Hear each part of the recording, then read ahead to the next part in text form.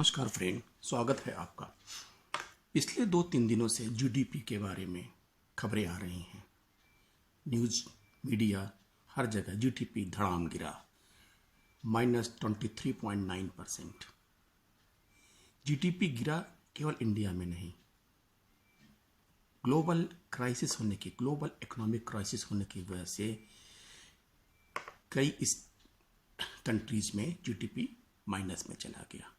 आप अमेरिका की बात करें तो 32.9%, यूके की बात करें तो 20.4%, फ्रांस 13.8%, इटली 12.4%, कनाडा 12% और जर्मनी 10.1%। ये सारे लीडिंग इकोनॉमी वाले कंट्री हैं जहाँ पे जीडीपी गिरा। जीडीपी गिरा क्यों? कोविड-19 इज़ द ओनली रीजन।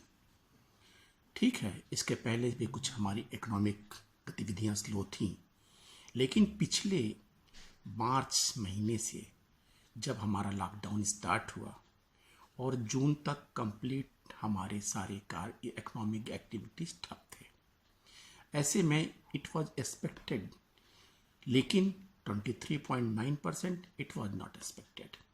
और हो सकता है कि ये आंकड़ा अभी भी सही नहीं हो, क्योंकि जो स्टैटिस्टिकल डिपार्टमेंट ने आंकड़ा दिया है उनके पास सही आंकड़े ना पहुंच पाए हों। लेकिन क्या जीडीपी गिरने से इतना हो हल्ले की ज़रूरत है? नहीं। जब हमारी सारी गतिविधियां ठप थीं तो नेचुरली है कि हमारा जीडीपी गिरेगा। जीडीपी एक्चुअली होता क्या है? हम जीडीपी की बात करते हैं, जीडीपी होता क्या है? जीडीपी एक्चुअली वो एस्टिमेट करने का ढंग है जो हमारे किसी भी कंट्री के इकोनॉमिक हेल्थ के बारे में एस्टिमेट करता है। लेकिन अगर सादे भाषा में हम कहें तो जीडीपी क्या होता है, इसे समझने के लिए अगर हम इकोनॉमिकली भाषा में कहते हैं कि total value of good and services produced, यानी कि total goods and value produced this April May June, last April May June से कंपेयर करें तो 23.9% प्रोडक्शन कम हुआ। लेकिन एक्चुअली होता क्या है? GDP actually the amount of money that exchange had. आप एग्जाम्पल के लिए मैं छोटी सी बात बताऊं कि अगर आप दातून खरीद के आप ब्रश करते हैं तो वो जीडीपी नहीं बढ़ाएगा, लेकिन आप कॉलगेट मंजन खरीद के यानी कोई पेस्ट खरीद के आप करते हैं तो जीडीपी में इंक्लूड होगा। अगर आप गाय का दूध अपने घर में यूटिलाइज करते हैं तो that will not affect the GDP.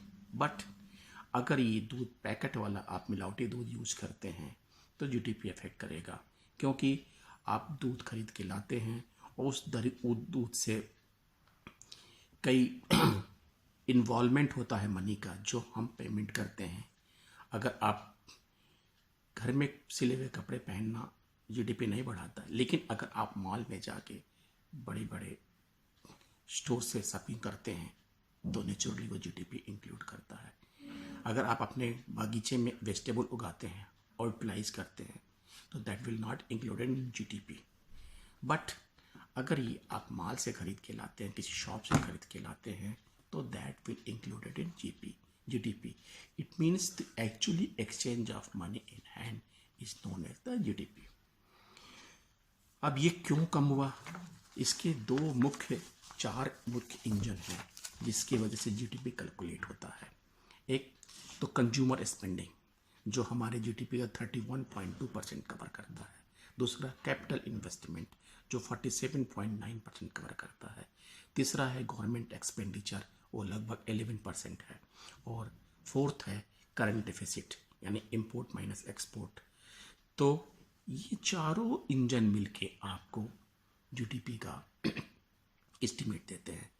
लेकिन जब इकोनॉमी ठप हो गई, लोगों का कंज्यूमर एक्सपेंडिचर बंद हो गया, खर्च करने की, परचेज करने की पावर खत्म हो गई। पावर खत्म इसलिए नहीं हुई, कई कारण है। एक तो ले ऑफ हुआ, अनएम्प्लॉयमेंट हुआ, श्रमिक एक स्टेट से दूसरे स्टेट जाने लगे और बाकी लोग घर में बंद हो गए। घर में बंद होने से उनकी नीड्स, उनकी आवश्यकताएं कम हो गई।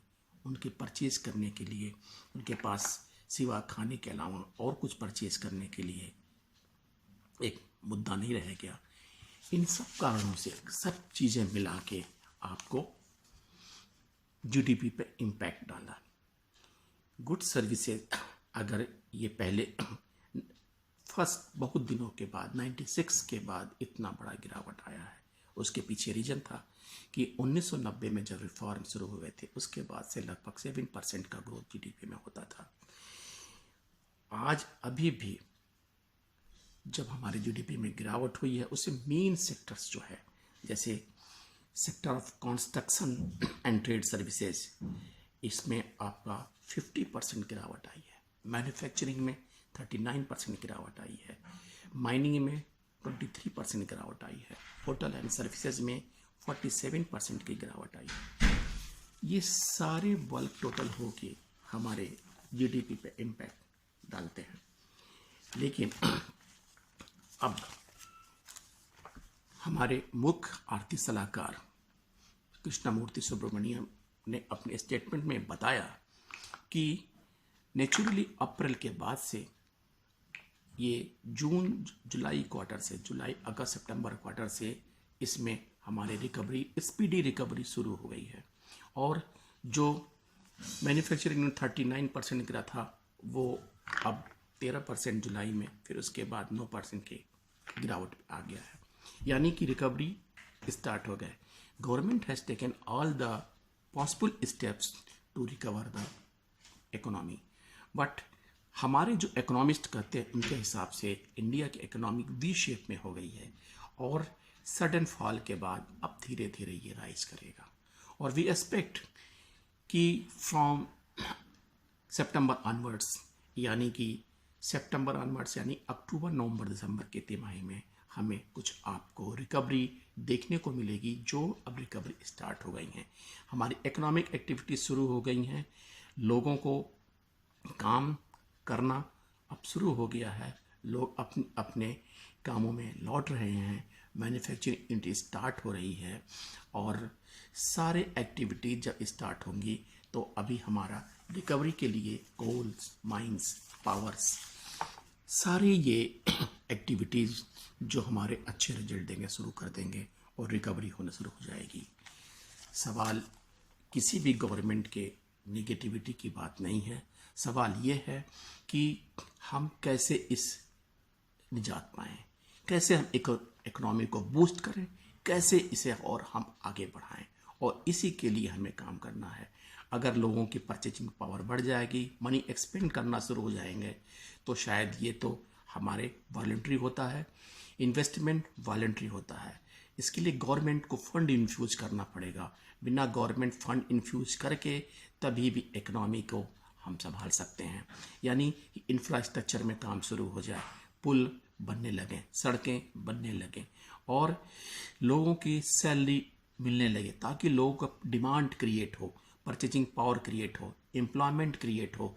और जब तक ये सब कार्य नहीं होंगे तो केवल लोन दिलवाने से, बैंकों से लोन दिलवाने से ये रिकवरी पटरी पे आना में टाइम लगेगा।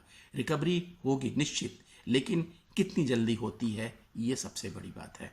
और इसके जल्दी करने के लिए, जल्द से जल्द रिकवर करने के लिए गवर्नमेंट को इफेक्टिव स्टेप लेने होंगे और तभी ये हमारी इकोनॉमी रिवाइव करेगी। इसके लिए गवर्नमेंट के साथ साथ जितने इंडस्ट्रियलिस्ट हैं, मैन्युफैक्चरिंग यूनिट के जो मालिक हैं, वो अपने कार्य को स्पीड अप करें, पावर कंजप्शन शुरू हो जाए, माइनिंग शुरू हो जाए, कोल्स में शुरू हो जाए।